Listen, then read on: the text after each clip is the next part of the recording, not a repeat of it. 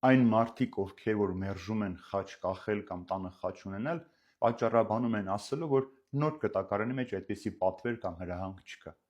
Բայց մենք այսպիսի հարց կարող ենք տալ, երբ որ մեր սննդի նկարները մեր տանը կախում ենք, նույնիսկ մեր մահացած հարազատների նկարները պատկերին փակցնում ենք, արդյոք այդպիսի հրաման կա նոր կտակարանի մեջ կամ իրենց կենդանություններով մենք նրանցից հարցրել ենք, կարող ենք իրենց նկարները կախել, թե չէ։ Սա կեղծավորություն է, սիրելիներս։ Ինչու՞։ Որովհետև նույն այդպիսի մասողները, ծնողները, ովքեր իրենց զավակներին արգելում են իրենց պանոցից խաչ կրել կամ զգեստի վրա խաչ ունել կամ տանը խաչ կրել, նույն այդ ծնողները շատ սիրով թույլ են տալիս իրենց զավակներին եվրոպացի կամ ամերիկացի երգիչների կամ դերասանների պատկերներով հագուստներ կրել։ Այն երիտասարդներն, ովքեր մերժում են խաչ ունենալ, շատ հաճախ տեսնում ես իրենց սենյակները փակցված են հայտնի ֆուտբոլիստների նկարներ կամ իրենց սիրած աղջկա նկարներ։ Ուրեմն այս ամենը կեղծավորություն է, թե դու կարող ես ինչ-որ մահկանացու մարդու պատկեր քո վրա կրել, նրա զարդը կրել կամ երբեմն հանդիպում են երիտասարդներ, ովքեր մարդու գանգ են կրում իրենց պարանոցներին։ Այս ամենը եթե կարելի է դու կրում ես, որը մեղք է, լրբություն է Աստծո հանդեպ, ապա ինչպես ես դու մերժում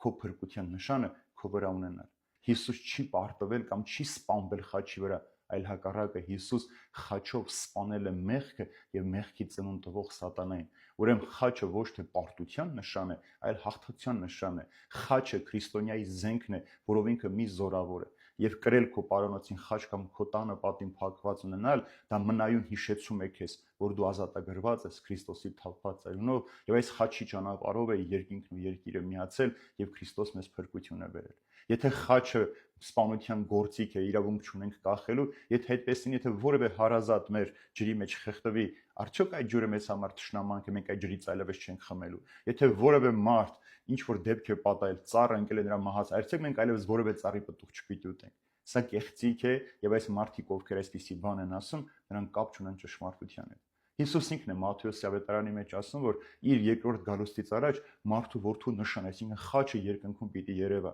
Եթե խաչի նշանը հաղթության, զորության նշան է, երկնքում պիտի երևա, մարդիկ պիտի տեսնեն, ապա մենք ինչի ենք հիմա խուսափում խաչ կախել մեր պարանոցից։ Սա հիշեցում է մեզ համար, որ մենք մնայուն կերպով նայում ենք այս խաչին, հիշելով Քրիստոսի կատարած զոհաբերությունը։ Նայելով խաչին ինքներս մեզ հիշեցնում ենք, որ միայն այս խաչի միջոցով ենք մենք հասել այդ փրկությանը։ Մենք խաչն է պատճառ դարձել, որ մարդը հաղթություն ունենա եւ ինքն էլ Քրիստոսի նմանությամբ կարողանա սպանել մեղքը իր մեջ, խաչով հաղթանակ տանել եւ հաղթանակած խաչով երկնքի դուռը բացել։ Եվ վերջապես խաչը նաեւ երկնքի արքայության բանալին է։